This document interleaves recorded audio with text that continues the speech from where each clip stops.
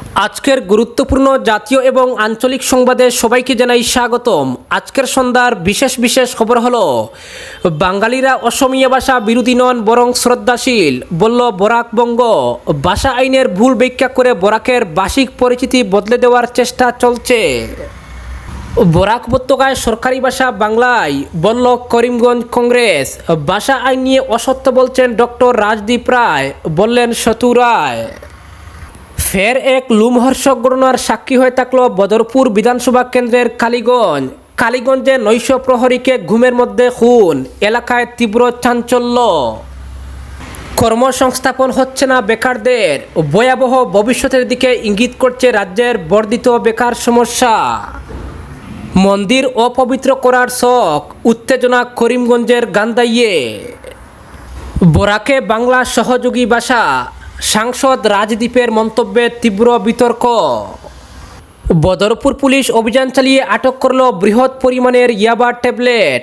বদরপুরে drug সহ আটক 2। এবং সর্বশেষ খবরটি হলো, রাশিয়া সহ একাধিক দেশে করোনা পরিস্থিতি উদ্বেগ বাড়াতে শুরু করেছে। বিদেশ ফেরতদের আরটিপিসিআর রিপোর্ট দেখানো বাধ্যতামূলক, জারি হলো নতুন বিধিনিষেধ। এ ব্যাপারে বিস্তারিত থাকবে প্রতিবেদনে। দর্শক, এতক্ষণ শুনছিলেন সংবাদ শিরোনাম, এখন শুনুন সংবাদের বিস্তারিত। অসম সরকারি ভাষা আইনে বরাক উপত্যকার সমস্ত সরকারি কাজে বাংলা ভাষা ব্যবহারের যে সংস্থান রয়েছে তার ভুল ব্যাখ্যা করে এই অঞ্চলের ভাষিক পরিচিতি বদলে দেওয়ার সুগভীর চেষ্টা চলছে বলে গভীর উদ্বেগ প্রকাশ করল বরাক উপত্যকা বঙ্গ সাহিত্য ও সংস্কৃতি সম্মেলন। বরাক বঙ্গ বলেছে, দীর্ঘ সংগ্রামে ভাষার যে অধিকার অর্জন করেছে এই উপত্যকা, তা বাঁকা পথে কেড়ে নেওয়ার চেষ্টা হলে এই অঞ্চলের মানুষ কোনোভাবেই সেটা মেনে নেবেন না। এ সম্পর্কে উপত্যকার জনপ্রতিনিধিদের সদর্থক ভূমিকা পালনের আহ্বান জানিয়েছে সংগঠন। চলতি ভাষা বিতর্কে সম্মেলনের মনোভাব তুলে ধরে বরাকবঙ্গের কেন্দ্রীয় সাধারণ সম্পাদক গৌতম প্রসাদ দত্ত বুধবার এক বিবৃতিতে উল্লেখ করেছেন, 1961 সালের সংশোধিত আসাম সরকারি ভাষা আইনের 5 নং ধারায় পরিষ্কারভাবে বলা হয়েছে, কাছাড় জেলায় যা বর্তমানে বরাক উপত্যকা হিসেবে পরিচিত, সেখানে সমস্ত প্রশাসনিক ও অন্যান্য সরকারি কাজকর্মে বাংলা ভাষা ব্যবহার করা হবে। আইনে এটা কাছাড় জেলায় বাংলা ভাষার সুরক্ষা ব্যবস্থা বলে উল্লেখ রয়েছে। 1964 সালের 24 জুলাই এই সম্পর্কিত যে সরকারি বিজ্ঞপ্তি জারি করা হয় সেখানেও বলা হয়েছে, 1 আগস্ট 1964 থেকে কাছাড় জেলায় সমস্ত সরকারি কাজে বাংলা ভাষা ব্যবহার করা হবে। এই আইনি সংস্থানকে বর্তমান রাজ্য সরকারও মান্যতা দিয়েছে এবং এ সম্পর্কে সরকারি ঘোষণাও রয়েছে। আইনের এই বিধান অনুযায়ী বরাক উপত্যকায় সরকারি কাজকর্মে বাংলা ভাষা ব্যবহার হচ্ছে। কোনো সময় সরকারি তরফে আইনি ব্যবস্থা লঙ্ঘনের চেষ্টা হলে প্রতিবাদ ধ্বনিত হয়, তখন সেটা অনেক ক্ষেত্রে সংশোধনও করে নেওয়া হয়। করিমগঞ্জের শিল্প ও বাণিজ্য কেন্দ্র দফতরের সাইনবোর্ড বরাকবঙ্গের আপত্তিতে সরিয়ে নিয়ে বাংলায় লিখে নতুনভাবে লাগানোর উদ্যোগ নেওয়া হয়েছে। আইনি এই ব্যবস্থা সম্পর্কে বিন্দুমাত্র সংশয়ের সুযোগ না থাকলেও এখন তার ভুল ব্যাখ্যা করছে কোনো মহল। সাংসদ ডক্টর রাজদীপ রায়ও এ সম্পর্কে যে ব্যাখ্যা দিয়েছেন তা কোনোভাবেই আইনি সংস্থানের সঙ্গে সাযুজ্য নয়।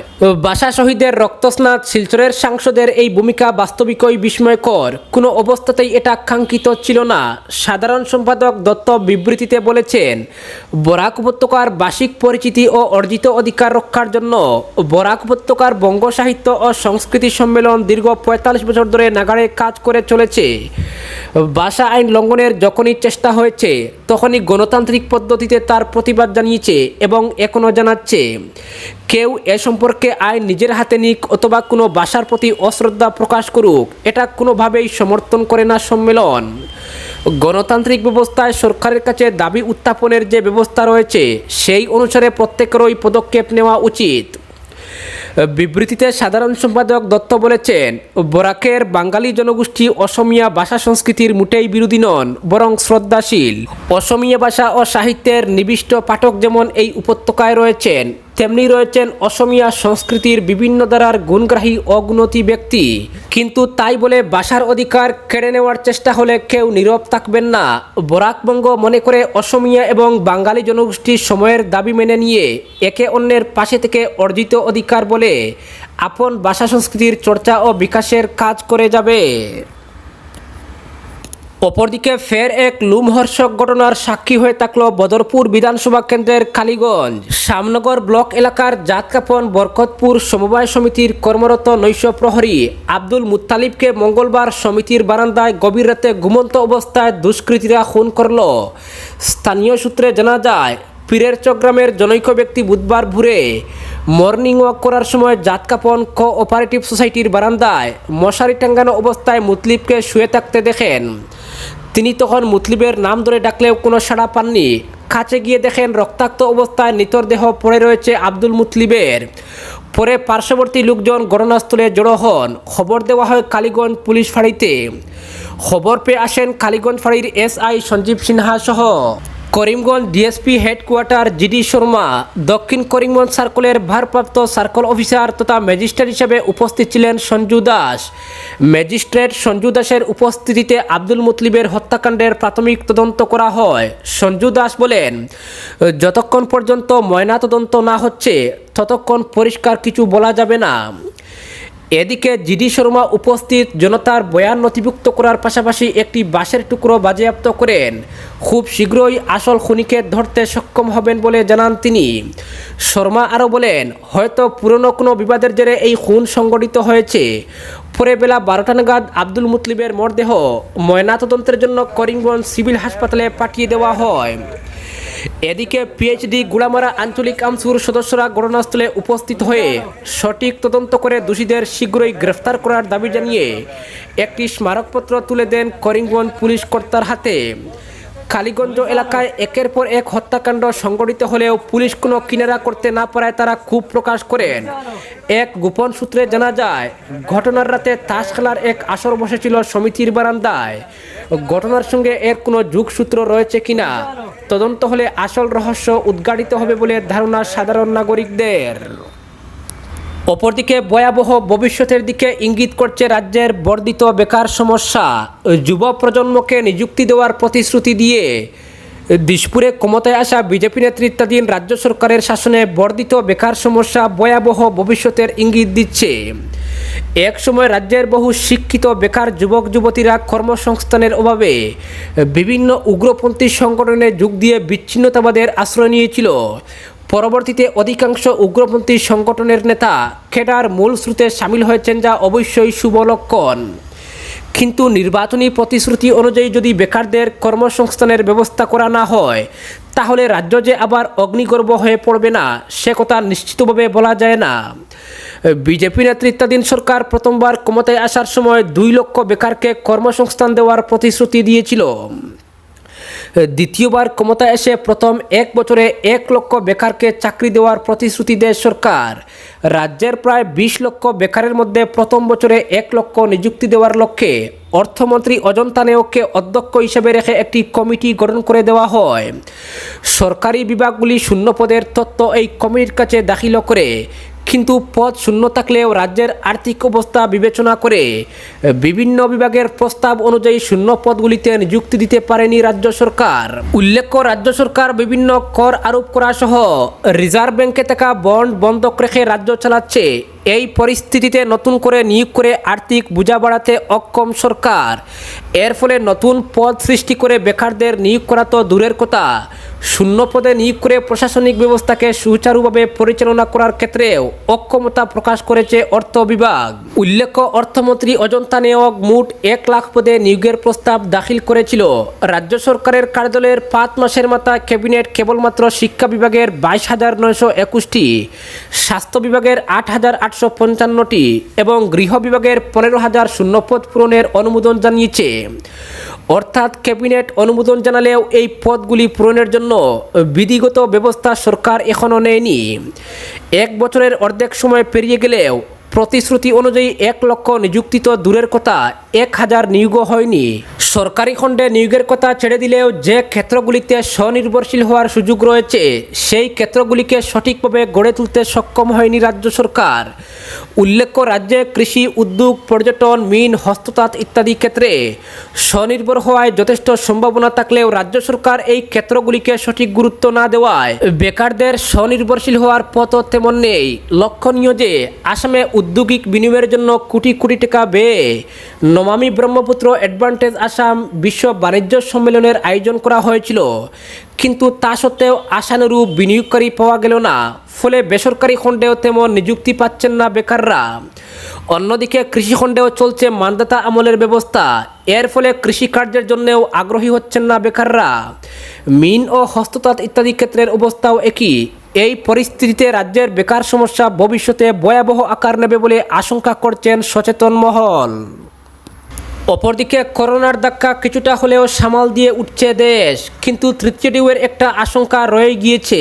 ইতিমধ্যে রাশিয়া সহ একাধিক দেশে করোনা পরিস্থিতি উদ্বেগ বাড়াতে শুরু করেছে। এই পরিস্থিতিতে বিদেশ থেকে আসা বিমান যাত্রীদের জন্য আরও কড়াকড়ি করা হচ্ছে। এখন বিদেশ থেকে আসা সমস্ত যাত্রীর জন্য আরটিপিসিআর পরীক্ষার নেগেটিভ রিপোর্ট বাধ্যতামূলক করেছে স্বাস্থ্য মন্ত্রক। আজ এই সংক্রান্ত নির্দেশিকাও জারি করেছে মন্ত্রক। নতুন নিয়মে বলা হয়েছে, বিশ্ব স্বাস্থ্য সংস্থা অনুমোদিত যে করোনা টিকাগুলিকে ভারতে অনুমোদন দেওয়া হয়েছে সেগুলির সম্পূর্ণ টিকাকরণ হয়ে থাকলে তবেই বিমানবন্দর ছাড়তে পারবেন আসা বিমান যাত্রীরা। তবে তাদের প্রত্যেককে বাধ্যতামূলক হোম কোয়ারেন্টাইনে থাকতে হবে এবং তারপর আবার করোনা পরীক্ষা করাতে হবে। এছাড়া বিমানবন্দরে অবতরণের সময় করোনার আরটিপিসিআর রিপোর্টও দেখাতে হবে।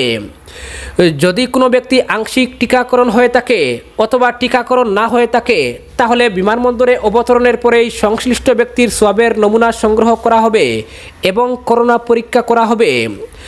রিপোর্ট নেগেটিভ এলে তবেই বিমানবন্দর ছাড়ার অনুমতি মিলবে। এরপরেও 7 দিন বাধ্যতামূলক হোম কোয়ারেন্টাইনে থাকতে হবে এবং 8ম দিনে আবারও করোনা পরীক্ষা করাতে হবে। রিপোর্ট নেগেটিভ আসলে তারপরেও আরও 7 দিন শারীরিক অবস্থার দিকে নজর রাখতে হবে। 25 অক্টোবর থেকে এই নতুন নিয়ম কার্যকর হবে। স্বাস্থ্য মন্ত্রকের তথ্য অনুযায়ী ভারত এখনও পর্যন্ত Britain, France, Germany, Nepal, Belarus, Lebanon, Armenia, Ukraine, Belgium, Hungary এবং সার্বিয়ার সঙ্গে বিশ্ব স্বাস্থ্য সংস্থা স্বীকৃত কোভিড টিকার পারস্পরিক স্বীকৃতির জন্য চুক্তি স্বাক্ষর করেছে।